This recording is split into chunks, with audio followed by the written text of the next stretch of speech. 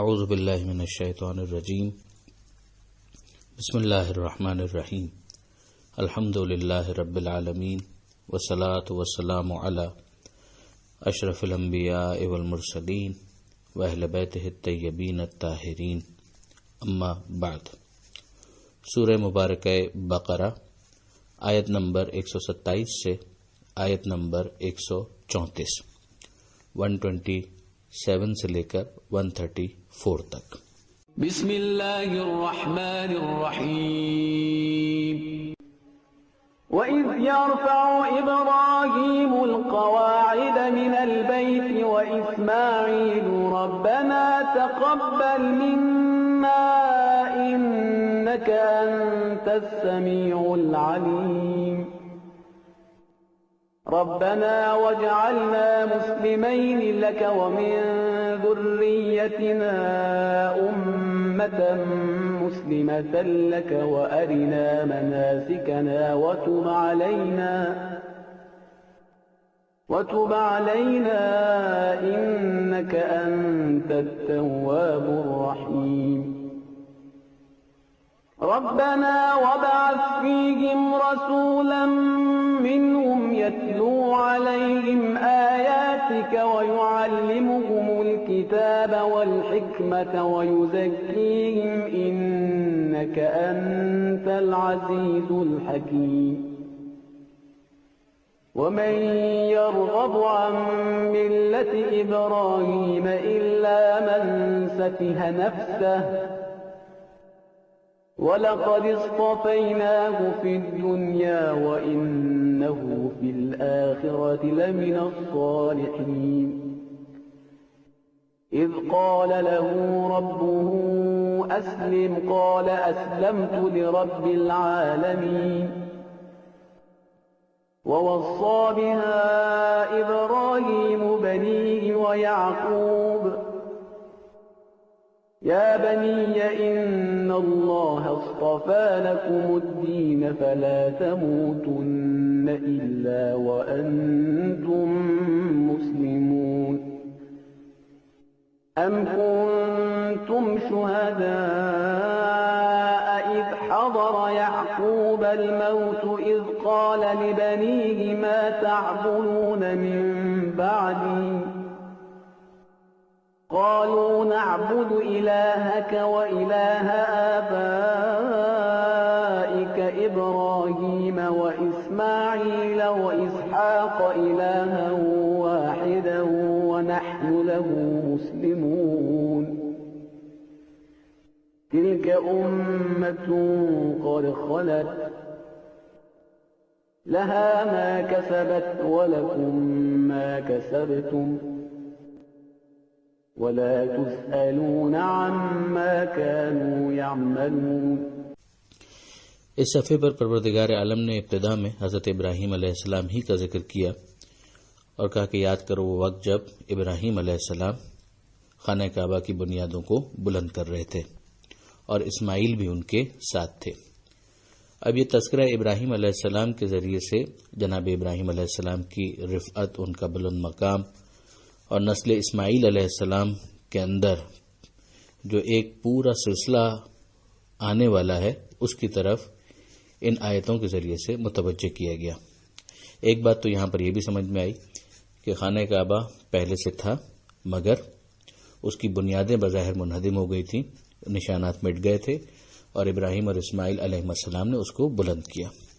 پھر اس کے بعد دعا جو ان کے دل کا ارادہ جسے پروردگار عالم نے یہاں پر نقل کیا کہ اے پروردگار ہم سے قبول فرما، یقیناً تو سننے والا ہے اور یقیناً تو جاننے والا ہے۔ ظاہر ہے کہ خانہ کعبہ کی تعمیر ایک بہت مستحسن اور بہت ہی اچھا عمل تھا، مگر اس دعا کے اندر آپ عاجزی دیکھ سکتے ہیں اور اسی کے ذریعے سے دعا کرنے کا جو ڈھنگ ہے وہ نبیوں اور ائمہ کے ذریعے سے پروردگار نے سکھایا کہ انسان اپنے صحیح اور بلند عمل کو بھی اسی طرح سے خدا کی بارگاہ میں پیش کرے اور عاجزی اور انکساری ملحوظ خاطر رہے۔ دعا آگے بڑھتی ہے کہ اے پروردگار ہمیں مسلمان قرار دے اور ہماری نسل میں بھی ایک گروہ مسلمانوں کا قرار دے۔ اب یہ عمل کے اعتبار سے مسلمان ہونا، صفت کے اعتبار سے مسلمان ہونا، سر تسلیم خم کرنا مگر یہاں پر گویا پروردگار سے ایک مرتبہ پھر عاجزی کے ساتھ اظہار ہو رہا ہے کہ مالک تو قرار دے، ہم اپنا سے کام کر رہے ہیں مگر تیری طرف سے یہ بات آنی چاہیے۔ اہم بات یہ ہے کہ نسل میں بھی ایک گروہ مسلمانوں کا، گروہ مسلم کا ذکر کیا ہے، اور جب دعا میں جناب ابراہیم کے ساتھ اسماعیل بھی شامل ہیں تو ان کی نسل میں حتماً ایک گروہ مسلمانوں کا رہے گا، اور یہ خود پیغمبر اکرم صلی اللہ علیہ وآلہ وسلم کے زمانے میں آبائے پیغمبر، اجداد پیغمبر کے مسلمان ہونے کے اوپر ایک بہت مضبوط دلیل بنتی ہے۔ وَأَرِنَا مَنَاسِكَنَا، اور ہمیں ہمارے مناسک، ہمارا عبادت کا طریقہ وہ بھی دکھا دے۔ مناسک ویسے تو تمام ہی عبادت کے لیے استعمال ہو سکتا ہے، مگر خصوصیت کے ساتھ اس کا حج کے ساتھ ایک تعلق بن گیا ہے کہ جب بھی حج کے ارکان بیان ہوتے ہیں تو یہی کہا جاتا ہے مناسک حج۔ خود پیغمبر اکرم صلی اللہ علیہ وآلہ وسلم سے بھی جو بعض احادیث منسوب ہیں اس کے اندر یہ جملہ ہے کہ خذوا عنی مناسککم، کہ یہ حج کے مناسک جو تمہارے ہیں وہ مجھ سے سیکھ لو۔ پھر اس کے بعد جناب ابراہیم اور اسماعیل علیہ السلام کی دعا میں اگلا جو حصہ ہے تب علینا، ہماری توبہ قبول کر۔ توبہ رجوع کا مطلب دیتا ہے، پروردگار کی طرف مزید انسان کی توجہات۔ اس کا ایک مصداق یہ بھی ہے کہ انسان جب گناہ کرے تو خدا کی بارگاہ میں پلٹ کر واپس آ جائے، مگر یہاں پر تو کوئی گناہ نہیں ہے۔ یہیں سے ہمیں سمجھ میں آتا ہے کہ توبہ صرف گناہ کے ساتھ تعلق نہیں رکھتی، گناہ کے بغیر بھی ایک مستقل عبادت ہے خدا کی بارگاہ میں توبہ کرنا۔ علامہ سید علی نقی صاحب کے الفاظ میں کہ اس کے ذریعے سے اخلاص عبودیت کا مزید اظہار ہوتا ہے اور رحمت خصوصی اور توجہ امتیازی کی خدا کی طرف سے زیادتی ہوتی ہے، اضافہ ہوتا ہے۔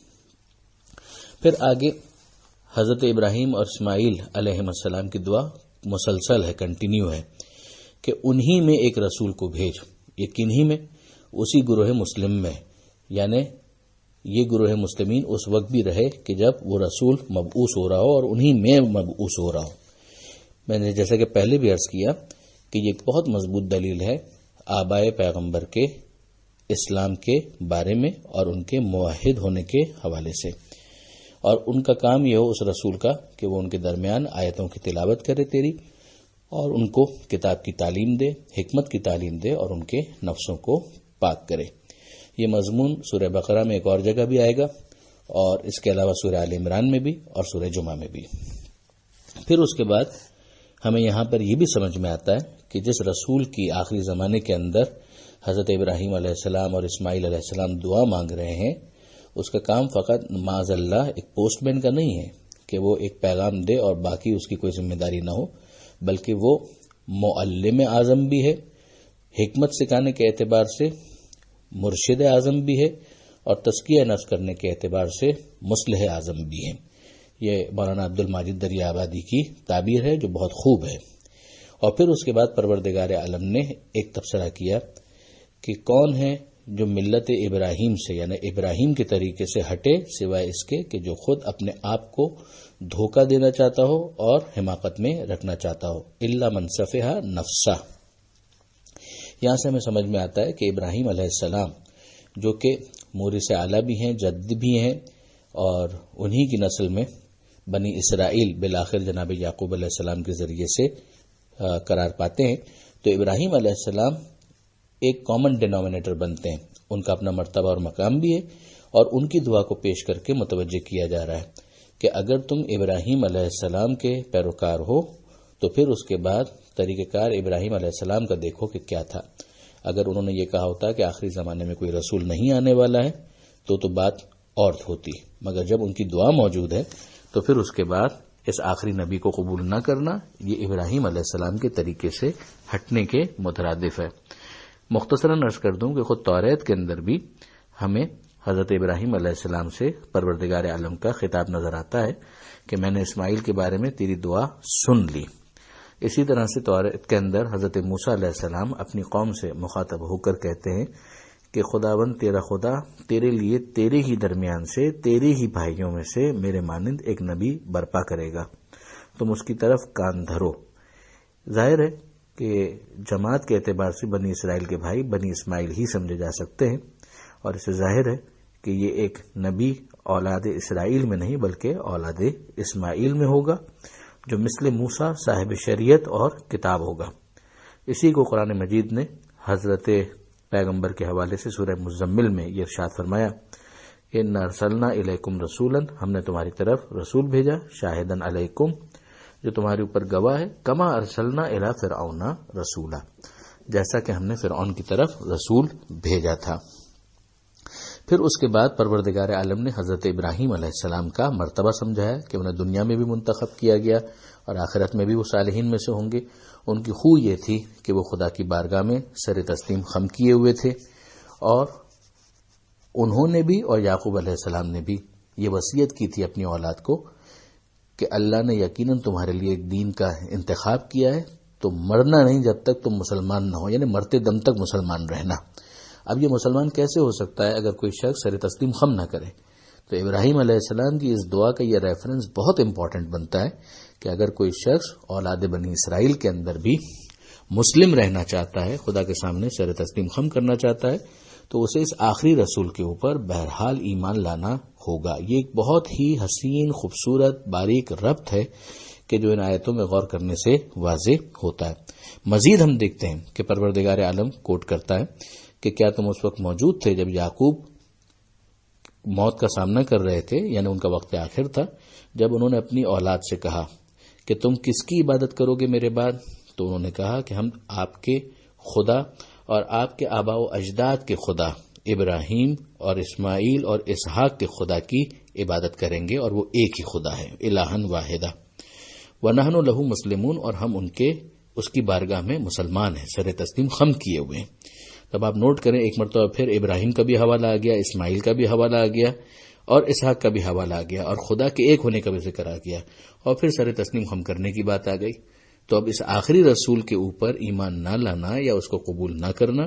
یہ گویا ابراہیم علیہ السلام کے اس پیغام کی نفی ہو جائے گی۔ اس بات کی طرف بار بار یہود اور نصارہ کو متوجہ کیا جا رہا ہے۔ ضمناً یہ بات بھی سمجھ میں آتی ہے کہ اسماعیل علیہ السلام کو یعقوب علیہ السلام کے بیٹے اپنے باپ کے طور پر بتا رہے ہیں۔ ظاہر ہے کہ یعقوب علیہ السلام کے والد جناب اسحاق علیہ السلام تھے، اسماعیل علیہ السلام ان کے چچا تھے، مگر ان کو بھی باپ کہا جا رہا ہے۔ یعنی یعقوب علیہ السلام کے بیٹے کہہ رہے ہیں کہ آپ کے باپ ابراہیم، یہ تو دادا ہونے کے اعتبار سے ہو گئے، اسحاق یہ باپ حقیقی ہونے کے اعتبار سے ہو گئے، اور اسماعیل چچا ہونے کے اعتبار سے باپ کہلائے۔ تو ہمیں سمجھ میں آیا کہ قرآن مجید میں یہ لفظ باپ، آبا، اب یہ استعمال ہوا ہے چچا کے لیے بھی۔ لہذا اگر ابراہیم علیہ السلام کے اب کے طور پر جو لفظ استعمال ہوئی ہے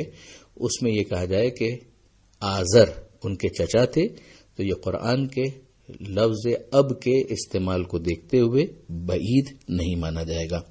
اب آخر میں جو پروردگار عالم نے تبصرہ کیا ہے وہ بہت اہم ہے کہ ایک گروہ تھا یہ کہ جو گزر گیا، یعنی یعقوب نے جو کہا، اپنے بیٹوں سے کہا، جو انہوں نے کہا اور جو انہوں نے کیا، اچھا کیا ان کے بیٹوں نے تو ان کے لیے، برا کیا تو ان کے لیے۔ یعنی اب اے بنی اسرائیل تم اس قانون کو سمجھ لو، اور اس کے ذریعے سے سارے مسلمانوں کو بھی سمجھایا جا رہا ہے کہ وہ بھی اس قاعدے اور قانون کو سمجھ لیں کہ یہ گروہ تھا، گزر گیا، ان لوگوں نے جو کمایا وہ ان کے لیے، اور تم نے جو کماؤ گے تم، وہ تمہارے لیے، تم سے ان کے بارے میں سوال نہیں کیا جائے گا۔ اب تم اپنا اعمال نامہ درست کرو، اپنے عقائد کی اصلاح کرو، اس نبی پر ایمان لے آؤ، اس پر اسلام لے آؤ، اس کا دین قبول کر لو تاکہ تمہاری اصلاح ہو سکے، تم سے تمہارے بارے میں سوال کیا جائے گا۔ پروردگار عالم سے دعا ہے وہ قرآن مجید سمجھنے اور اس پر عمل کرنے کی توفیق عطا فرمائے، اور وارث قرآن امام زمانہ کے ظہور میں تعجیل فرمائے۔ وآخر دعوانا ان الحمدللہ رب العالمین، والسلام علیکم ورحمۃ اللہ وبرکاتہ۔